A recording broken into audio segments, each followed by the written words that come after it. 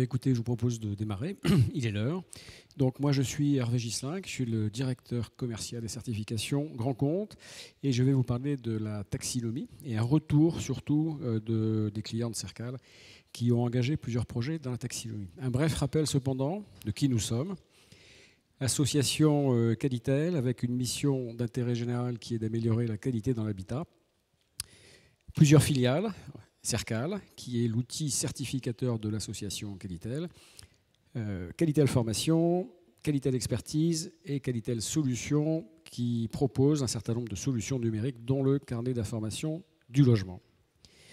Vous le voyez, notre conseil d'administration est composé de 4 collèges, qui permet d'avoir une vision de l'ensemble des parties prenantes et une certaine neutralité et prise en compte de l'ensemble des acteurs dans l'écriture de nos référentiels.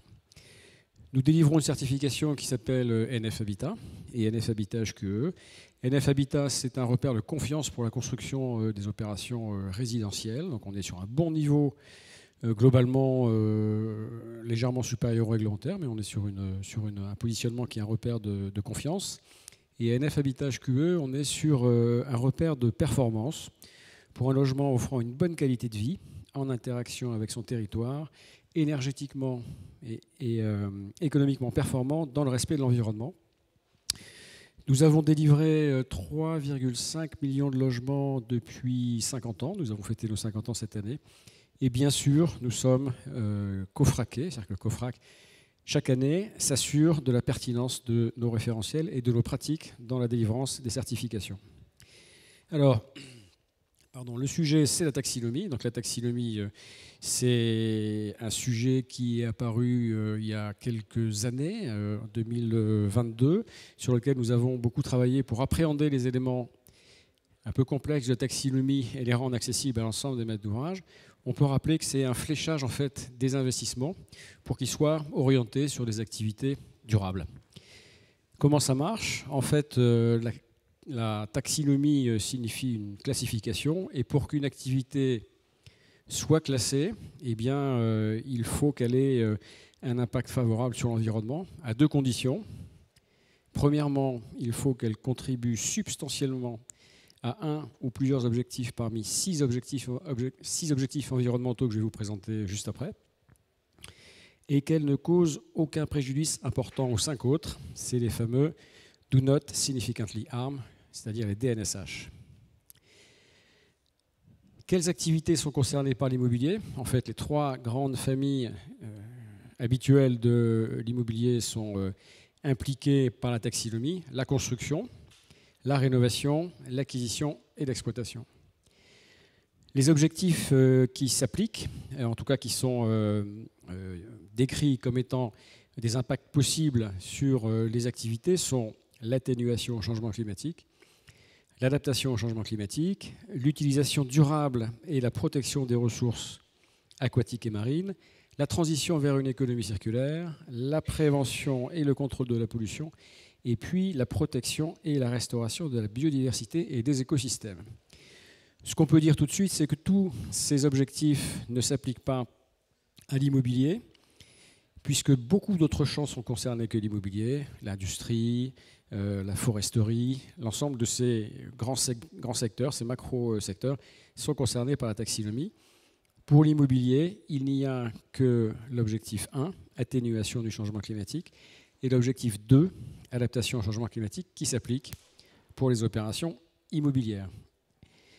Un objectif en perspective, c'est la transition vers une économie circulaire, mais les exigences sont assez complexes, difficiles à appréhender par rapport à ce qui est présent sur le marché pour réaliser les opérations. Donc ça se met en place gentiment, mais pour l'instant, il y a une phase d'étude qui est engagée. Qui est concerné par la taxinomie? Donc il y a plusieurs catégories. D'abord les financiers.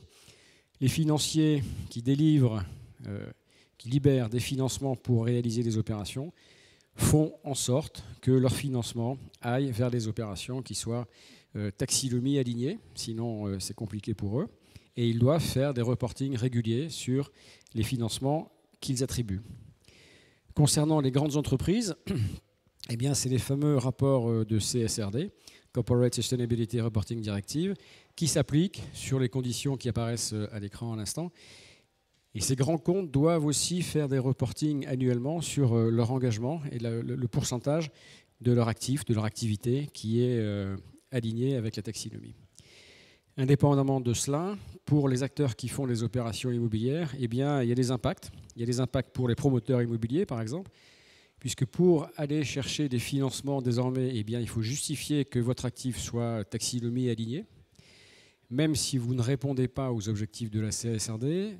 Pour aller chercher des financements auprès d'une organisation financière, eh bien, de plus en plus, il va falloir justifier que vous êtes aligné. Si vous voulez vendre une opération, si vous êtes promoteur et que vous souhaitez vendre une opération à un bailleur social qui, lui, doit avoir des actifs taxinomie alignés, eh bien, vous allez devoir justifier que vous êtes aligné. Les fonds d'investissement dans lesquels il y a de l'immobilier vont aussi s'assurer que les actifs répondent aux objectifs de la taxinomie. Donc il y a une espèce de chaîne qui se met en place et qui touche à la fois les grands comptes, les financeurs, les promoteurs, les bailleurs sociaux, et l'ensemble de ces acteurs sont embarqués pour faire en réalité des opérations avec des impacts environnementaux limités. Voilà ce que je vous disais tout à l'heure, agriculture, industrie, eau, égout, beaucoup d'acteurs sont concernés.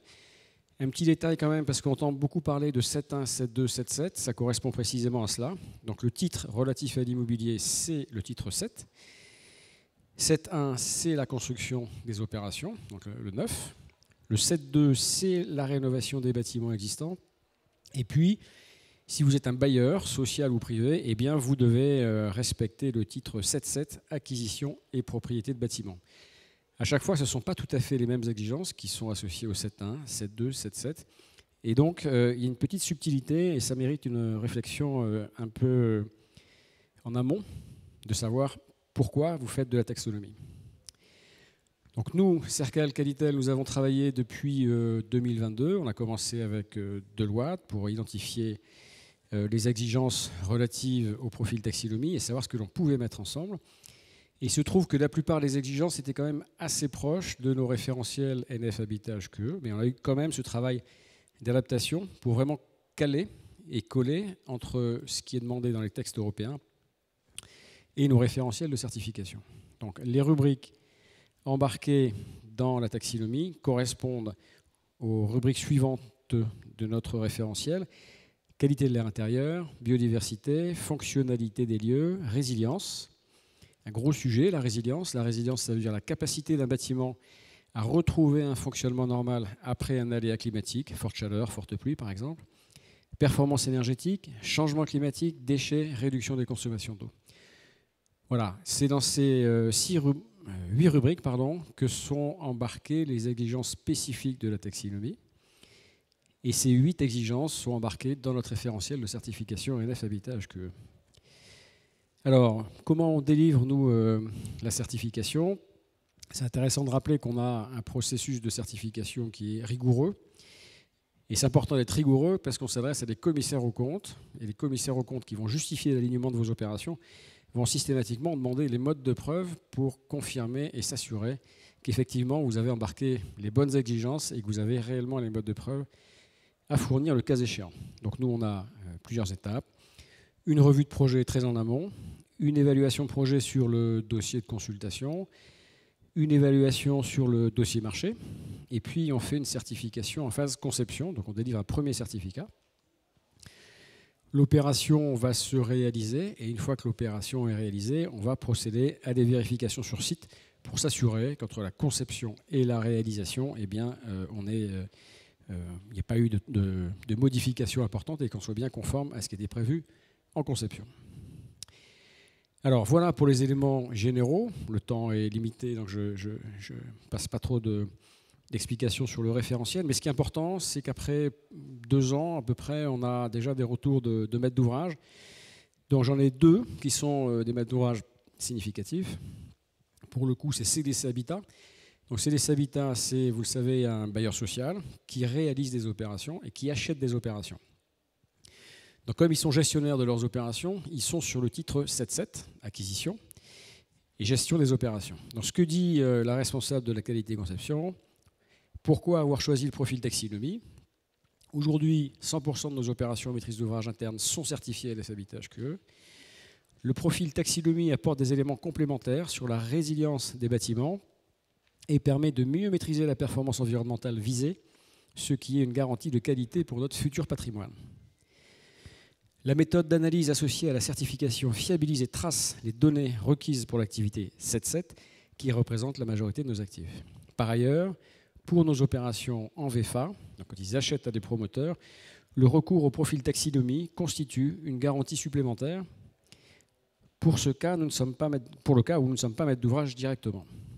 Alors, est-ce qu'il y a eu des difficultés par rapport à la taxonomie?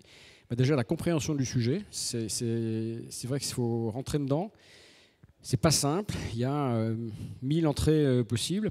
Ce que dit CDC Habitat, en tout cas, la taxinomie est un sujet complexe.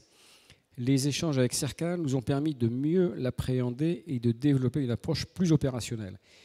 Cet acteur important certifie déjà ses opérations. Rajouter quelques rubriques ou quelques éléments spécifiques relatifs à la taxinomie, la marche est faible en fait. Et c'est donc quelque chose qui est intéressant à mettre en avant, c'est la certification facilite grandement l'approche technique de la taxinomie.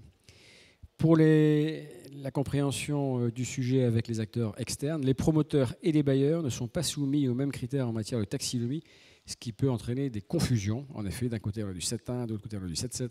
Donc de quoi on parle? Est-ce qu'on est en adaptation? Est-ce qu'on est en changement, en atténuation? À chaque fois, il faut être extrêmement précis et rigoureux, et la certification apporte ce point-là. Donc voilà un premier retour d'un grand maître d'ouvrage bailleur, et un deuxième retour qui est un promoteur, pour le coup, comme ça il y a un vrai équilibre, et c'est Bouygues Immobilier. Pourquoi avoir choisi le profil de taxinomie? Une relation historique et de confiance avec Cercal et ses équipes, les labels reconnus par nos clients bailleurs et institutionnels, comme CDC, et l'effort supplémentaire pour obtenir le profil taxinomie est très raisonnable. C'est une approche très opérationnelle. Concrètement, la collecte des données relatives à la taxinomie est-elle facilitée par le profil? En fait, on a développé une méthodologie de certification qui s'appelle le P1 collaboratif, où on donne des outils de collaboration. Ils ont systématiquement un assistant en maîtrise d'ouvrage environnementale. Ils ont réfléchi en amont sur la façon d'embarquer des éléments un peu systématiques sur leur projet. Et du coup, ça facilite grandement le travail des équipes opérationnelles. Est-ce que vous avez rencontré des difficultés? Lesquelles?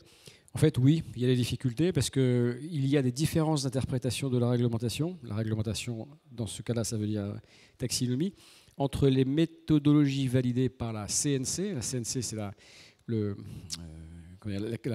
Commission nationale des commissaires aux comptes, qui a parfois des interprétations un peu différentes, et le profil taxinomie Cercal. Nous, on a été vraiment à la virgule près auprès du texte, mais il y a toujours cette validation auprès des commissaires aux comptes qui est assez essentielle, et on y travaille en permanence. Les deux voies de traitement de la taxinomie doivent permettre d'atteindre l'objectif de la conformité recherchée, ce qui est l'objectif. À la fin, que ce soit pour CDC Habitat, pour Bouygues Immobilier ou pour l'ensemble des acteurs, eh bien, il faut que les actifs soient alignés par rapport aux objectifs de la taxinomie. Et voilà, sur les présentations que je voulais vous montrer. Donc, comprendre ce qu'est la taxinomie, mais vous le savez sans doute déjà, voir quelles sont les rubriques qui se concernaient, et puis le premier retour auprès de clients. On en a d'autres, mais qui n'ont pas répondu malheureusement assez rapidement, donc je me suis contenté de CDC Habitat et de Bouygues Immobilier, ce qui est quand même assez représentatif de la façon dont les acteurs opérationnels se saisissent de ce sujet et comment la certification peut les aider pour le coup. Avez-vous des questions ?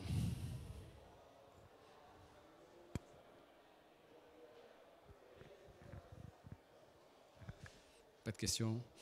Écoutez, je vous remercie de votre attention.